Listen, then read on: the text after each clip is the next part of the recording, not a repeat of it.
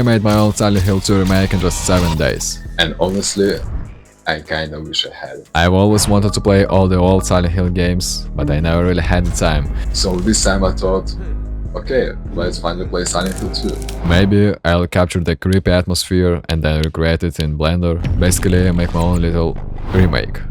Yeah, I know there's already an official remake coming out. But honestly, I don't give a fuck. I didn't even wanna play the one. I just wanted to make my own version, the way I see it. Since I only had 7 days total for both decoration and rendering, I could afford to spend only 1 day immersing myself into the world of Silent Hill. so that's what I did. I played the game, watched both movies, and even set a Silent Hill wallpaper on my desktop. That left me with 6 days, but since rendering alone will take 1 or 2, I basically had just 4 days for everything else. Scenes building, concept design, animation, storyboard, basically every other step of hell that comes with making something like this. But before we get there, stay please until the end. Because the final result is actually worth it. Step 1. References. Usually, I start every project by scrolling Pinterest for some inspiration. But this time I didn't have to. I had just finished playing the game, so the whole visual mood, the fog, the empty streets, the rust, it was all still fresh in my head. I also grabbed a few screenshots from the remake and some frames from the movie, just to have the general look at the layout. Step 2. Simulation.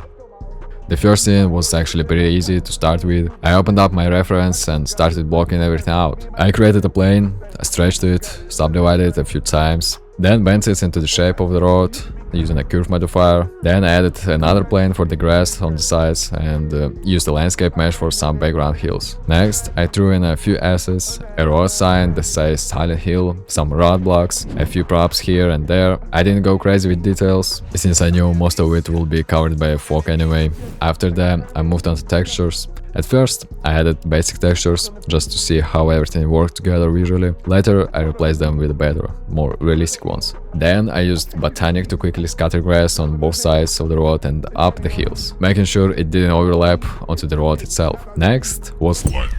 Originally, I wanted to use PureSky, so I could control all the sky and cloud parameters directly inside Blender. But then I realized, once I add fog, you're not gonna see any of that anyway. So I just used a random HDRi that gave me decent lighting to work with. Then came the fog. Thick, layered. And creepy. I added volumetric fog to hide everything in the distance, and then planned to enhance it even more in the compositing using the mist pass. After that, it was time for the camera. For that, I used one of my favorite add-ons ever, Lens Sim. It simulates real camera lenses, and honestly, it's one of the best tools if you wanna make your 3D scenes look cinematic. I spent quite a bit of time tweaking the camera settings until I got exactly the eerie, slow, cinematic movement I wanted. And here's something that can instantly make your work look more detailed.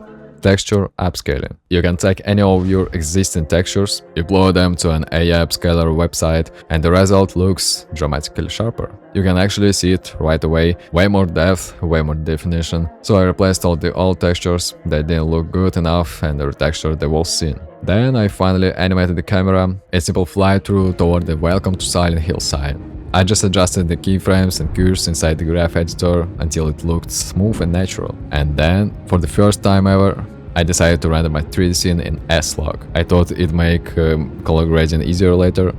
Spoiler, it didn't. The result looks super flat and washed out, but that's where my LUT Pack came in and saved everything. Seriously, it made the final look so much better. Scene 2. This one took longer and it's much bigger in scale. I started by placing all the building assets, then slowly built up the structure of the street. I had texture as I went, adding fences, street lights, and smaller objects that make the world feel lived in, or in this case abandoned. Lighting again was done with an HDRi, but this time I made a mistake. I kept the light intensity way too high. I didn't realize it until color grading, when it was already too late. Still, I managed to balance it a bit in post.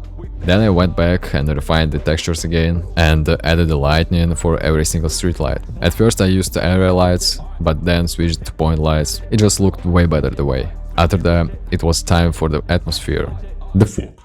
I experimented with several types, adjusting the density, falloff, and color until I got the perfect Silent Hill vibe. Then I started adding the small environmental details. They really bring the scene to life. old abandoned cars, trash bags, fences, manholes, random debris. To make it even more immersive, I added black particle effects floating in the air, and after my first test render, I realized, yeah, there's still a ton of work to do. So next I imported an animated Silent Hill creature, one of those horrifying, twitchy monsters. I added a few area and point lights around it to make it more visually striking, and to give the scene the cinematic horror look. Here's what the first test render looked like.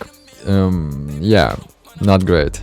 And here's the final render before color correction. Wait, you can't say anything.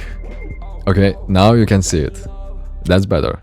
One thing I haven't talked about yet, render settings. They are different for every scene. You really need to go deep into the details to figure out where you can optimize, which settings you can turn down to make your render faster without losing quality, and which ones you absolutely can't touch. If you want, I can make a whole separate video breaking that down. How to make your renders both fast and cinematic. Then it was time for Color grading.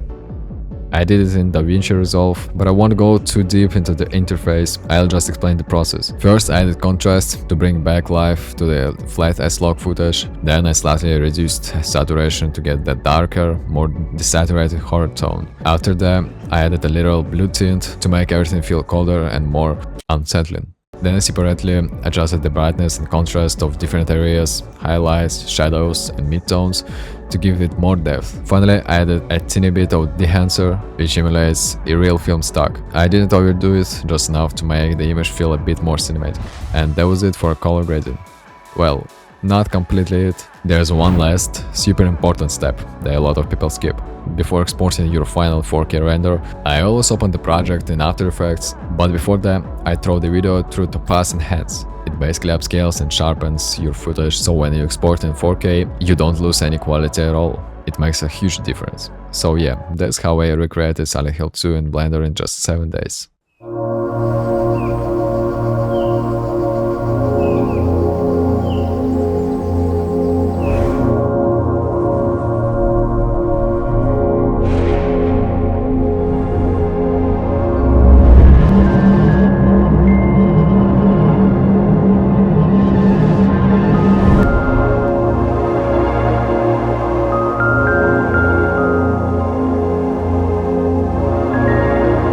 I hope you learned something new, and the most important thing is